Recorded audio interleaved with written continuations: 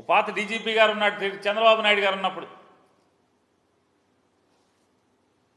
ఈ red book వాళ్ళ చేతిలో పట్టుకుని దాని ఫోటోస్టాట్లు తీసి, రెడ్ బుక్ జిరాక్స్ కాపీలు తీసి, ఆ పాత డీజీపీ పాత ఐజీ ఇద్దరు కలిసి ఆ పుస్తకంలో రెడ్ బుక్లో రోజు బట్టి పడుతూ సాయంత్రానికి ఆ రెడ్ బుక్ రాసిన అతనికేమో పాఠాలు అప్పచెప్పి, ఇవాళ సరే ఈ చాప్టర్ బాగానే అప్పచెప్పారు, మీరు ఈ పేజీ బాగానే అప్పచెప్పారు, రేపు చదువుకురండి అంటే మళ్ళీ హోంవర్క్ ఇస్తే హోంవర్క్ రాసుకుని మళ్ళీ చదువుకు వస్తారు. పోలీస్ వ్యవస్థ మొత్తం ట్రాన్స్ఫర్ల దగ్గర నుంచి, సస్పెన్షన్ల దగ్గర నుంచి, ఎవరిని సస్పెండ్ చేయాలి, ఎవరిని విఆర్కు తీసుకురావాలి, ఎవరిని పోస్టింగ్లు ఇవ్వాలి, ఎమ్మెల్యేకి సంబంధం లేదు, ఎస్పీకి సంబంధం లేదు, డిఐజీకి సంబంధం లేదు, మినిస్టర్లకు సంబంధం లేదు, హోమ్ మినిస్టర్కి సంబంధం లేదు.